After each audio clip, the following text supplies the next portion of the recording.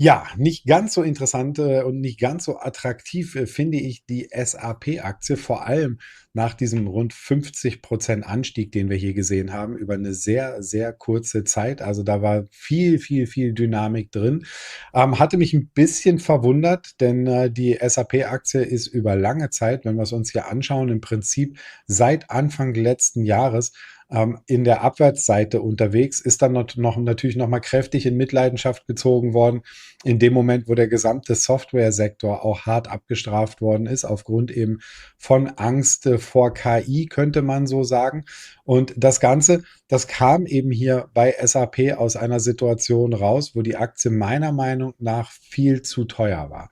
Das hatten wir uns immer wieder angeschaut, hier auch in den Jahren 2024 und auch 2025, dass ich wieder und wieder gesagt habe, ich kann nicht nachvollziehen, wie man hier für eine SAP deutlich über ein 40er Kurs-Gewinn-Verhältnis bezahlen möchte und die Aktie steigt eben trotzdem immer noch sehr dynamisch.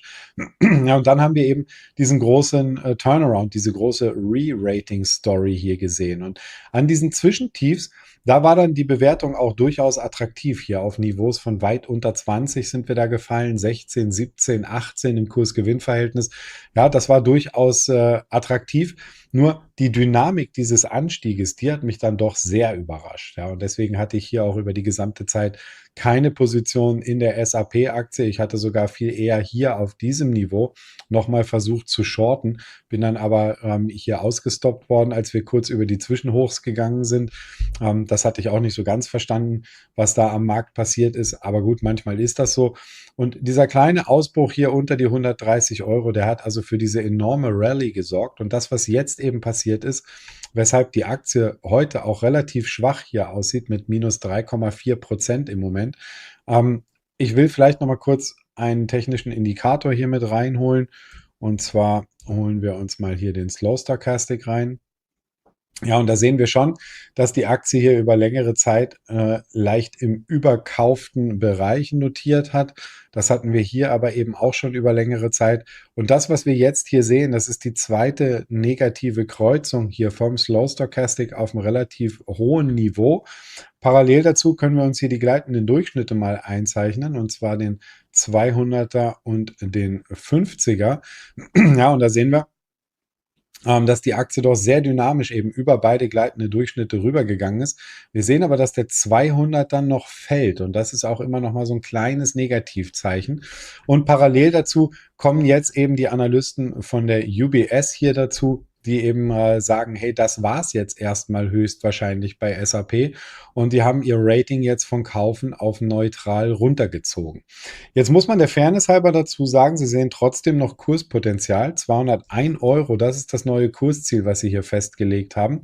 Das alte Kursziel, das lag hier unten bei rund 164 Euro. Man hat also parallel mit diesem Downgrade das Kursziel hier doch sehr deutlich angehoben. Ja, und da sieht man quasi immer noch um die 10% Kurspotenzial für die Aktie nach oben innerhalb der nächsten 12 Monate. Muss man aber eben auch sagen, das ist vielleicht auch das, was man für den DAX insgesamt erwarten kann. Deswegen bleibt man dann jetzt hier bei einem Neutral-Rating. Bedeutet übersetzt im Prinzip immer so ein bisschen, die Analysten erwarten, dass sich diese Aktie ungefähr so bewegt wie der breite Markt. Ne? Nicht viel besser, nicht viel schlechter. Deswegen hat man hier kein Kaufrating mehr drauf. Und ja, man sagt hier relativ klar, man sieht die Bewertung inzwischen als relativ angemessen. Ja, das ist jetzt ein 24er Kurs-Gewinn-Verhältnis.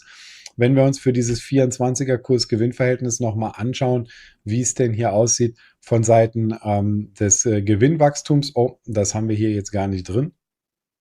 Keine Ahnung warum.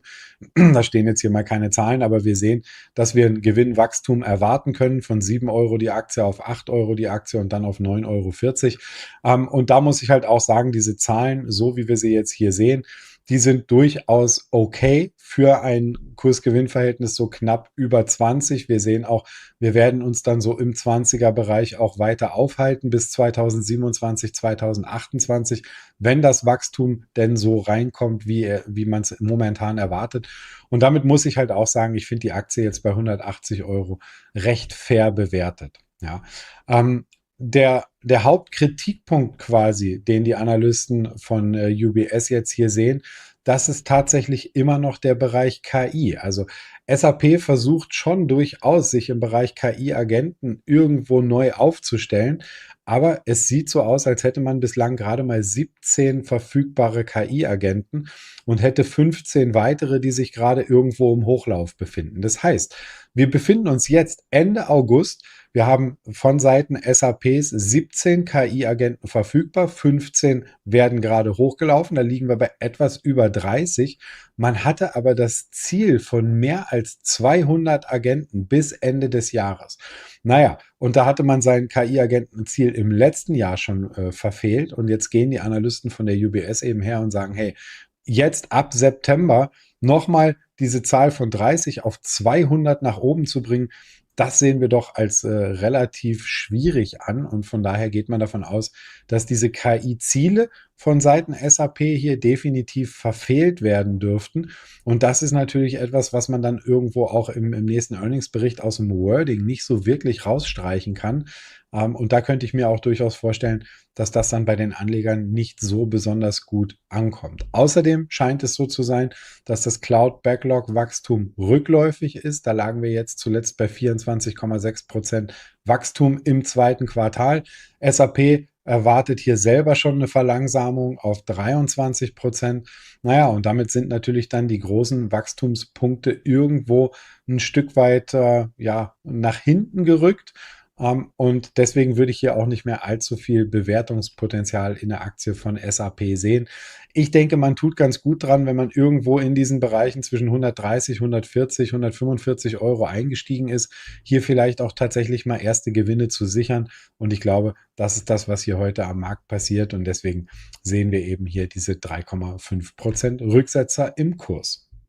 Welche Aktie soll ich morgen live genauer analysieren? Jeden Tag um 13 Uhr sprechen wir über Märkte, Einzelwerte und Titel, die euch interessieren.